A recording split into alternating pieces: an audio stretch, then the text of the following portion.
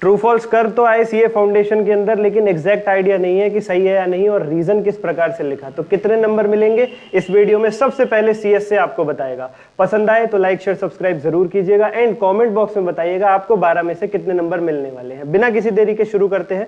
सबसे पहला है nominal accounts are balanced at the end of accounting year. False. Nominal account यानी income और एक्सपेंस वाले, उन्हें तो P&L में ट्रांसफर कर देते हैं, बैलेंस थोड़ी करते हैं।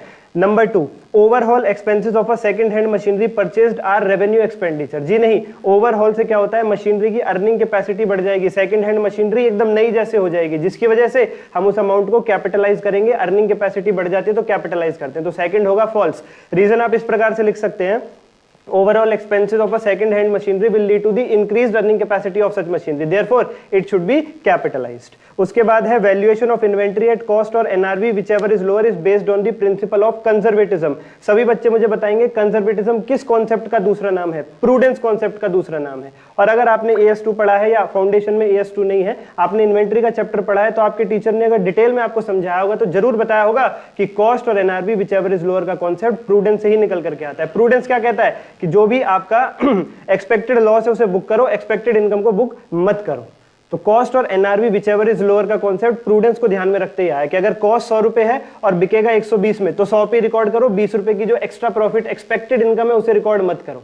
अगर कॉस्ट 100 रुपए है और एनआरवी 80 है, बिकेगा केवल 80 में, तो 80 पे रिकॉर्ड करो, 20 का लॉस बुक कर दो, एक्सपेक्टेड लॉस बुक कर दो। तो थर्ड बिल्कुल ट्रू है। उसके बाद है promissory note can be made payable to the bearer. False. Promissory note का क्या मतलब होता है, मेरे ऊपर किसी के पैसे उधार है, मैंने उसमें लिखा कि मैं आपके पैसे चुका दूंगा, साइन करके उसको दे दिया, मैं बना मेकर यानी पेयर जो पैसा चुकाएगा और सामने वाला बना पेई, तो maker will make the payment, payer will make the payment to the payee. ऐसा नहीं है कि पेई ने आगे किसी को ट्रांसफर कर दिया, किसी भी बियरर को पैसा मिल जाएगा, जी नहीं, ये फॉल्स है। बियरर का मतलब होता है जैसे करेंसी नोट, जिसके पास है उसी का, प्रोमिसरी नोट ऐसा नहीं होता।